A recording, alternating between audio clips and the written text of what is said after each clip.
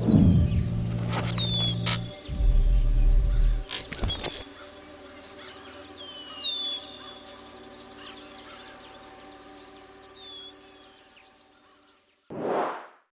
we are now in the part of the exhibition which is, I would say, the Brazilian chapter.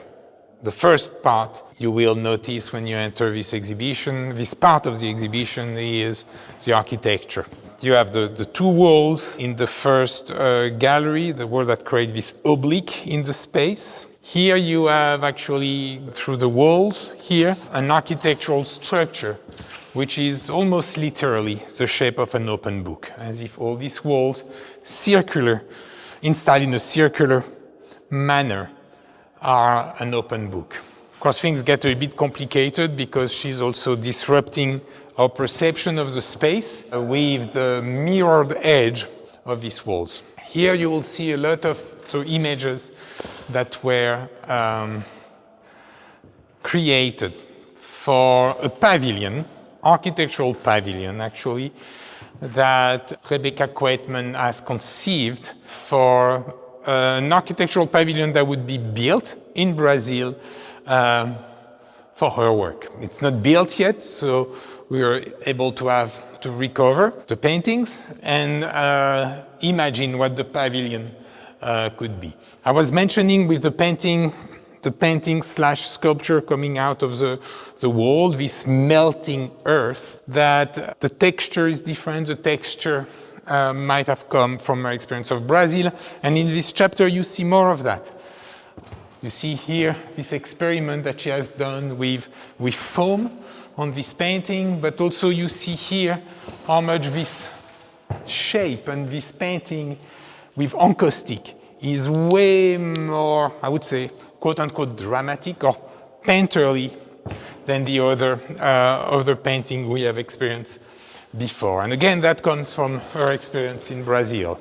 Here, again from Brazil, just to give you a few keys of how she has been working. Pavilion that she's been planning is supposed to be built in a magnificent sculpture park outside of the city of Belo Horizonte in Brazil called Inhotim, where artists are invited to build this pavilion dedicated to their work. So it's surrounded by art, and here Quaytman took a photo of a young girl leaning on a sculpture by another artist. Again, she inserts within the making of her work images that she not only finds in the books of art history, but what she does. She photographs, she gathers images, she uses them as material for painting. One detail here that I think is very important to notice, and in this part of the exhibition it became very clear.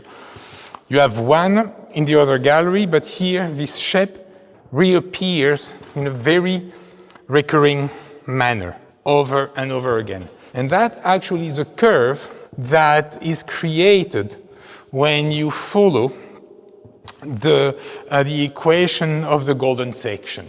The shape of growth that the equation of the golden section creates when you draw it.